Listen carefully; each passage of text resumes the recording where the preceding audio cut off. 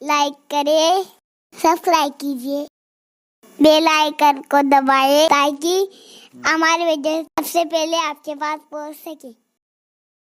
میرے پیارے آقا صلی اللہ تعالی علیہ وسلم کے پیارے دیوانوں، انسان اس زمین کے اوپر آیا اور انسان اس زمین کے اوپر انسان نے قدم رکھا۔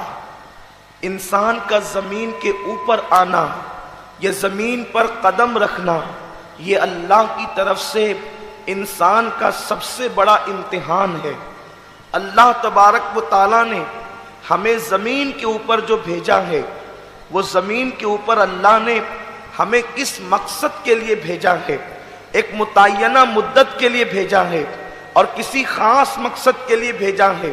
میں نے جس آیہ کریمہ کی تلاوت کی ہے، اللہ تبارک و تعالیٰ ارشاد فرماتا ہے، کیا تم یہ گمان کرتے ہو کہ اللہ نے تمہیں عبث پیدا فرمایا؟ کیا تمہیں اللہ نے فضول پیدا فرمایا؟ کیا اللہ نے تمہیں بے مقصد پیدا فرمایا؟ اے نادان انسان، اگر تو چھوٹا سا پودا لگاتا ہے، اس کو بھی تو کسی نہ کسی مقصد کے لیے لگاتا ہے۔ تو کہیں پر پتھر رکھتا ہے، کسی نہ کسی مقصد کے لیے رکھتا ہے۔ تو چھوٹی سی ٹوپی خریدتا ہے، کسی نہ کسی مقصد کے لیے خریدتا ہے۔ تو کوئی کام کرتا ہے، کسی نہ کسی مقصد کے لیے کرتا ہے۔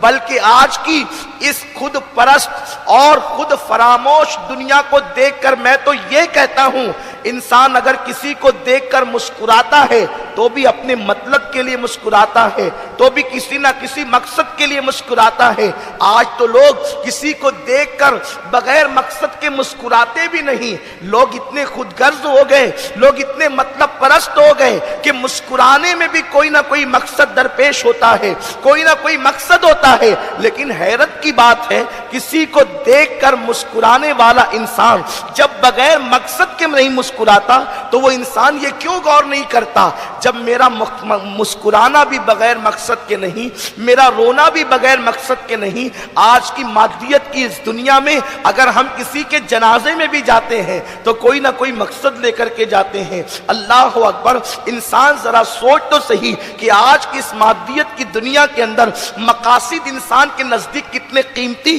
اور اہم ہو گئے ہیں۔ تو آخر انسان یہ کیوں نہیں سوچتا، جب میرا کوئی کام مقصد کے بغیر نہیں ہے تو اللہ نے مجھے بے مقصد کیوں پیدا کیا ہوگا، اللہ نے مجھے عبث کیوں پیدا کیا ہوگا؟ اور اللہ فرماتا ہے، کیا تم یہ سوچتے ہو کہ اللہ نے تمہیں بے مقصد پیدا کیا، تمہیں فضول پیدا کیا اور تم کو اللہ کی طرف پلٹ کر نہیں جانا؟ اس کا مطلب یہ ہے، زمین کے اوپر آنے والوں، تمہیں اللہ کی طرف پلٹ کر جانا ہے، تمہیں اللہ کی طرف لوٹنا ہے، تمہیں اللہ کی طرف واپس جانا ہے۔ میرے آقا صلی اللہ علیہ وسلم کے پیارے دیوانوں، ہمارا زمین پر آنے کا مقصد کیا ہے؟ اللہ نے زمین پر ہمیں کیوں بھیجا ہے؟ تو ایک مقام پر میرا کریم ارشاد فرماتا ہے، الذی خلق الموت والحیات لیبلوکم ایکم احسن عملا۔ ہم نے زندگی اور موت کو پیدا کر کے انسان کو آزمایا ہے کہ کون تھوڑی سی زندگی کو پا کر اچھا عمل کرتا ہے۔ اور ایک مقام پر قرآن ارشاد فرماتا ہے، وما خلقت الجن والانس الا لیعبدون۔ ہم نے جن اور انس کو اپنی عبادت کے لیے پیدا فرمایا۔ میرے پیارے آقا علیہ السلام کے پیارے دیوانوں، انسان شاہکار قدرت ہے، اللہ کی قدرت کا شاہکار ہے انسان۔ انسان وہ انسان ہے کہ اگر اللہ رب العزت کی پوری کائنات کو سمیٹ دیا جائے تو انسان کا وجود ترتیب پاتا ہے۔ انسان کو صوفیاء کرام نے کائنات اصغر کہا ہے، یعنی چھوٹی کائنات کہا ہے۔ آپ اندازہ فرمائیں انسان کی شان یہ ہے، میرے آقا صلی اللہ علیہ وسلم کے پیارے دیوانوں، آپ کہیں گے کہ جب انسان کائنات اصغر ہے اور چھوٹی کائنات ہے تو کائنات کے اندر تو عرش بھی ہے، تو کیا انسان میں عرش بھی ہے؟ تو آپ کو پتا چلے گا، ہاں، اللہ کے حبیب صلی اللہ علیہ وسلم نے فرمایا، مومن کا دل اللہ کا عرش ہوا کرتا ہے۔ میرے آقا صلی اللہ علیہ وسلم کے دیوانوں، تو جس انسان کو اللہ نے چھوٹی کائنات اصغر اور انی عالم و مالا تعلمون کے راز کے تحت پیدا فرمایا، اپنے دست قدرت سے پیدا فرمایا۔ اس انسان کی پیدائش کا مقصد یہ ہے کہ وہ اللہ کی عبادت کرے۔ ہم زمین پر اللہ کی عبادت کے لیے آئے ہیں، اللہ نے ہمیں عبادت کے لیے پیدا فرمایا ہے، لیکن کم نصیبی یہ ہے جس انسان کو اللہ کی عبادت کے لیے پیدا کیا ہے وہ انسان اللہ کی عبادت سے غافل ہے، وہ انسان اللہ کی عبادت سے دور ہو چکا ہے۔ میرے آقا صلی اللہ علیہ وسلم کے پیارے دیوانوں، آج اپنی دل سے شوق عبادت دور ہوتا جا رہا ہے، بالخصوص نوجوانوں کے دل سے شوق عبادت دور ہوتا جا رہا ہے۔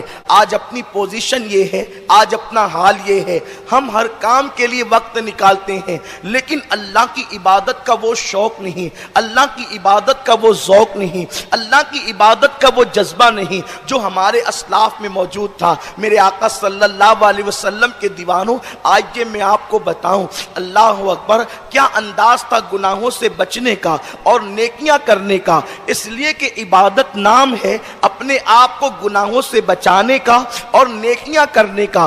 بعض لوگ یہ تصور کرتے ہیں کہ صرف نیکیاں کرنے کا نام عبادت ہے، بلکہ عبادتوں میں سب سے بڑی عبادت یہ ہے کہ انسان اپنے آپ کو گناہوں سے بچائے اور اس کے بعد نیکی کرے۔ اگر انسان کم نیکی بھی کرے اور زیادہ گناہوں سے بچے تو وہ سب سے بڑا عبادت گزار ہوا کرتا ہے۔ کمنٹ شیئر ضرور کریے۔